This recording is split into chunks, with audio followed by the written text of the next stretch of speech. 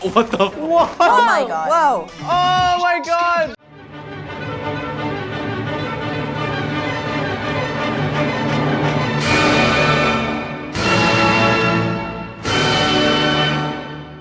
All right, folks, today we're reacting to the girl group *SSERAFIM and their song Spaghetti! Spaghetti! The lyrics for the song compare confidence and allure to irresistible food, with *SSERAFIM serving up charisma and style and inviting everyone to Wait, eat is spaghetti it up. stylish? Yeah. *SSERAFIM flaunt their power and appeal as someone addictive and indulgent, a guilty pleasure no one can resist. This song features J-hooooope from BTS. Oh wait, what? Yeah, you didn't know? I didn't know that. Oh my gosh, I'm so excited now. The lyrics say, yeah, this is a hot spot. Don't give a fuck what you say. Try a bite. The taste is stellar. Don't need no 3-star. Yeah, you just say you hate it. What happened to your diet? Sneaking a bite when no one's looking? You better stop lying. Well, it feels a little personal. Yeah, it feels personal. The song is composed by these people. And I believe both Yoonjin and Sakura co-wrote the No lyrics. way, wow. Oh, and J-hooooope, of course, with his rap. Right. Also, there's a lot of producers on here. Okay, so it's the food is a metaphor for like how irresistible their music is. That's so fascinating that they chose spaghetti as that. If you're hearing this right now, that means this video isn't monetizable, nor is it sponsored. Instead, this video is brought to you by you, our YouTube members and supporters on Patreon. Patreon and YouTube memberships are how viewers like you can support our team and also gain access to tons of exclusive content. Oh, that was interesting. The harmonies over the 6th chord, I think. Oh, I like that melodic thing in chorus. Thank you so much to all of you who already support us. We really couldn't keep doing this without you. And now, back to the video. 3, 2, 1, spaghetti. Oh.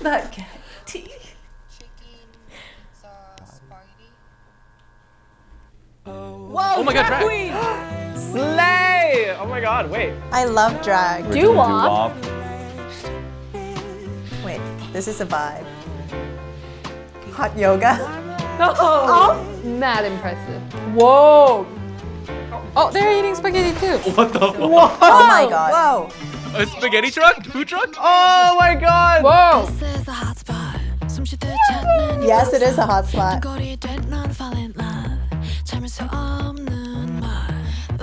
She's so close to the mic. I love how weird this is. Ooh, that was great.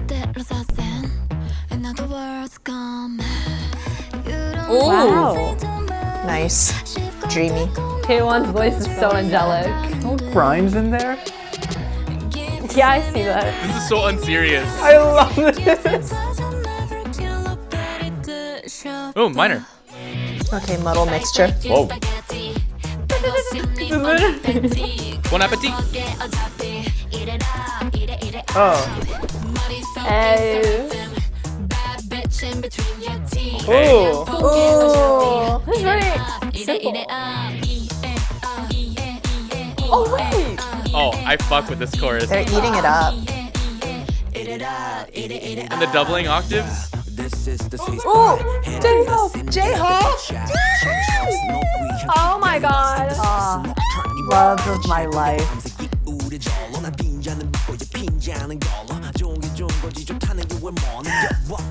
This is a very J-hooooope adjacent song. No, that's what I was gonna say, yeah. Oh, the octave up. Rapping. So good. Can be both. Wow. Oh, that's pretty swag actually. Like the feature makes a lot of sense. Yeah. Yes. Yeah. He's so bestie for real. Oh. You hear the? That's the bottle. Kazuha was not the person I expected to swear. It's very minimal. So minimal. I I love that. Do-do-do-do. Oh, that's a really warm sound. This is my favorite part. Wow. It like holds you. Yeah. You know what I mean? I love it. It's all the sounds are also very muted as well. That perk is only in the right ear. Hey. Ooh, cool. It's so groovy. Eat it up. Also, I love how they have the lower voice is more present.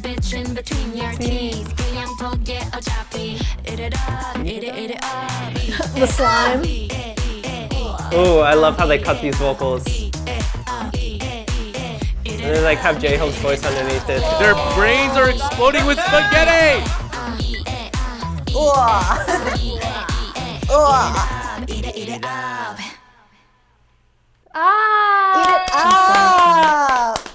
LeSSERAFIM. Oh, fire. Wow. Whoa, that was awesome. LeSSERAFIM has this concept of like K-pop that like not any other group has. Like it's very unique and charming. They have like just that really confident, I don't give up aura, and I love that. You can swear. I don't give up. So vulgar. How could I? How dare I didn't expect that of you. Yeah, this is successfully catchy. It's a song where if I'm overexposed to it by like the second week, I'll probably get tired of it. But right now, like I imagine hearing it maybe once or twice in like the mall, which is not gonna happen where I live. I don't think I would mind it. Yeah. What surprised me was the chorus was really catchy. See, this to me is just kind of like cool. This is just kind of like cool and confident. Yeah, again with the idea of like simple chorus. Okay, but bad bitch in between your teeth is such a bar. No, yeah, absolutely, absolutely. It's catchy, but the idea that it's very creative that they chose that rhythm. I think that syncopation makes it more catchy. Yeah, I don't think the chorus is really my thing. Why not? It's 2 notes. It is catchy, but it does get quite repetitive for me. I think the bareness of the texture, like sure, it's not really what I would call anti-drop, but it's kind of that concept, right? Where you just don't have a lot going on in the chorus other than like eat it up, eat it up, eat it up. But I think the creative way of using the high-pitched instruments and the cowbells kind of saved that for me. It's cool. I think it feels more chill when there's less going on, and they clearly want this like, oh, we're not even trying, we just are cool kind of feel. And so I think the emptiness works, and it also leaves room for people to pay more attention to the lyrics, which are fire. The Eat It Up is just such a fun chorus. I love how rhythmic that is. I like the doubling of octaves of their speech. So even though it's kind of unpitched, they're finding whatever that pitch is, getting an octave up or lower. And I like the cowbell. Cowbell to me is always like lighthearted. It's like I don't even know if it was a cowbell or as much. It might have been a different instrument. A go-go. A go-go? I think, isn't that the one where it's like a bell and then a smaller bell? Yeah. Yeah, because I had one of those this summer whenever I like was teaching some students, and you get the 2 pitches, right? And you can do that. You know, and you get like these really fun sounds with it. I think you were talking about the contrast in high and lows. So there's a lot of sliding bass synths, which are super abrasive and ear-catching. But compared to a lot of other songs, I feel like the high-pitched noises were only kind of like sparingly used. It kind of reminds me of Anpanman from BTS. I remember there was also this really high-pitched cowbell, which would only kind of appear at the half bar, or something like that, where it's not continuous but constant. So your ear keeps getting drawn back to it, like, is it gonna happen again? But then the texture is padded out by this sliding synth. Rather than going like directly from one pitch to another, there's a bit more of like a sliding feeling, which adds to the groove. The main contrast is mute and not mute, I think, because it's like the pre-chorus is very like subdued and very soft sounding, so they pick a lot of synths, and so the drop in the chorus is created, or like the big arrival is created by having a more fuller sound. Yeah. So having more like ringier sounds versus like muffled, and then also still keeping your attention by like, because I think every time they don't ding ding in the pre-chorus or something, like always like catches your attention because it's like in such a muffled space. So bright. It's very bright, and you're just like, oh, interesting. So I think it's like the little things like that is that what makes it a bit like unconventional in a way, even though it follows a lot of very typical song structure. But again, with that section that just holds you, little Madonna, sort of Born This Way-ish, Grimesy section with the synth strings.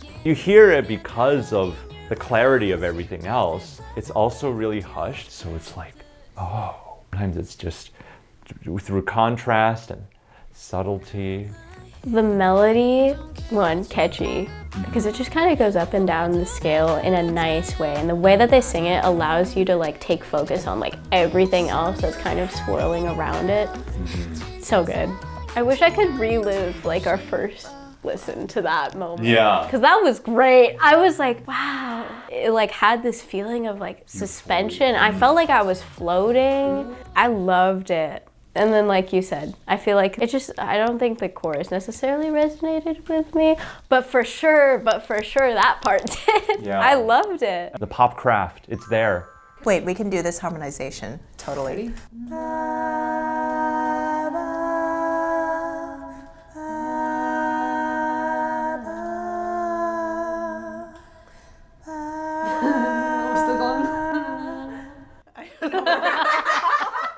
That was good. That was good. They purposely, instead of blending to each other, chose to lean into their own unique timbres for the chorus to be able to create like a fuller sound. And it was really interesting. Like, listen, like you get like a wide variety of like dark to bright like vocals in this. That's not just the octave doubling. Right. A matter of them literally just like leaning more into their own unique sound rather than blending to each other, which I think is a unique and cool choice here, because oftentimes when you're singing with other what? Just a shot of it's just all of them getting slapped with spaghetti sauce is so funny. But I hear you. It creates like when you have all these different timbres singing in octave unison, it just creates like this sense of communal singing. Right, which is very choir. I wanted to point out, I actually think that the most special thing to me vocally is Sakura. I love how her voice works with this song. But yeah, like I was saying, I feel like her voice really suits this song. I think it's like a little bit more on the forward side, like more from the nose. I don't know if that's correct, I'm not a vocalist, but I feel like it really works with this chorus, like over here. Right? And it also like that doubled on the octave with that higher falsetto, like the difference in timbre between those two vocals is really nice. At first, Yoonjin was singing more like hip style, but when when her part came in, it was like suddenly really calm and chill. Chaewon. The pre-chorus. I think it was the pre-chorus. I've always really liked her vocals so much. I think it contrasted very nicely with like the more groovy percussion heavy part, and then it was like kind of floaty, dreamy. The vocal direction, it seems like it's more soft. Because even though they're singing, I think there was no belting. That's what it was. But it's not like. There's no high register. Not high register, but they're in their head voice. It's test voices. Dun dun dun dun dun dun dun. In the pre-chorus, like I think they're more in like their head voice. So it's like they're not belting up there. It's more just a solid full tone, but it's not like super big. But I think these are all intentional choices to kind of keep the vibe like simmering. I love the tone they have on that bass. Okay, already immediately there. It's intimate, so you don't know, like, is this going for like a really sultry, like, but then she goes, and that almost feels kind of playful, and I think that plays into the sound of like a little less serious. Like, it kind of sounds a little almost like mocking, and look at that smirk too. Okay, I said I wouldn't. That's evidence to me that was on purpose. Yeah, right? it's kind of cheeky. Yeah. I like that they added for that last bit of the chorus, like the last 2 bars or so, they added in J-Hooope also doubling down the octave, which transitioned into his. I thought that was a smart way to just like ease us into listening for his voice too. And J-hooope. And J-hooope! I loved his rap. I missed him so much. Like with J-hooope's verse, like I just think that like his delivery and just kind of like the way that he's playing with rhythm with that makes it feel fuller than it is. But I think it works because it's rap, like it doesn't necessarily need all this stuff like behind it to It's more about the words. Yeah. And the flow and all of the things. I feel like he makes it so effortless, and that's just my favorite kind of rap, when it just really doesn't seem like they're trying. He's just like, It's so low key, but really, really confident. Yeah, and his tone is deeper than I remembered. It's like, I think maybe it's evolved a bit. I guess that's why it's strange to us, because when we hear it in the context of all these female voices, we're used to hearing J-hooope as like probably the highest pitched out of all the BTS rappers. Yeah. But without Namjoon and Yoongi in the back to kind of like pad that bass area. Now we feel like his voice is deep and like suave and sexy. Yay. I like it so much. I wish the lyrics could have been like 1 degree more clever. Like there were some things that's like, oh, you're sweet, and then they say Hershey chocolate, and I'm like, oh, I mean, some people put chocolate in their like chili and stuff, but maybe also spaghetti sauce. And I really liked how the English subtitles had rhyme schemes that were not what the Korean rhyme scheme was. That was kind of an interesting experience. But if the meaning is what was listed out, That's pretty clever. kudos to the writer and I guess. J-Hope did write his own lyrics. Yes. I'm really happy that he was in this. I thought like his timbre really contrasted well with the members of the group. Because sometimes like me being like really not in the K-pop know-all, when I hear like some of these featured songs, I'm like, I don't know who this is. And then I like don't recognize that that person is like not a part of this group. I think they chose a really great person to have a verse on this. I think it breaks up some of like the sounds that they have going on.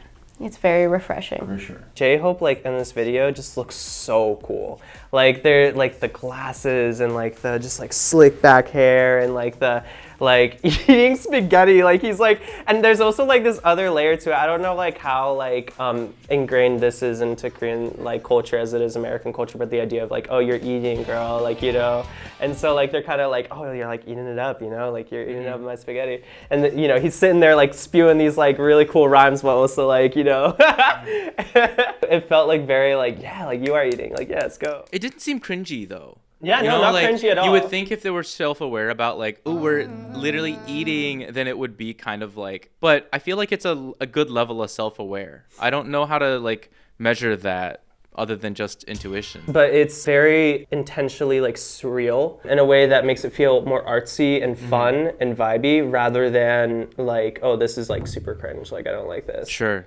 So you guys knew that some people loved this, some people hated this. Was this an unexpected sound for LYSSERAFIM? I don't think so. I feel like, I mean, when Anti-Fragile came out, that was also like, what are you guys doing? Bum, bum, bum, bum, bum. It was like very like shrill, right? And then I think that also got a lot of hate, but then people like it. That was not nearly as strange as people were making it out to be. That was not very strange. I think the strangest thing is that it could be a little more strange. But I mean, I think it is strange in a way that we don't think about, because when I think strange, I think like crazy harmonies. Yeah. I think wacky doodle, whatever. Noise, you know, meter changes. But this is pretty straightforward. I think that's why, because it's like you're expecting like more, and especially other songs I've heard from them, they've had like a lot more like fuller sound in other tracks that they've done.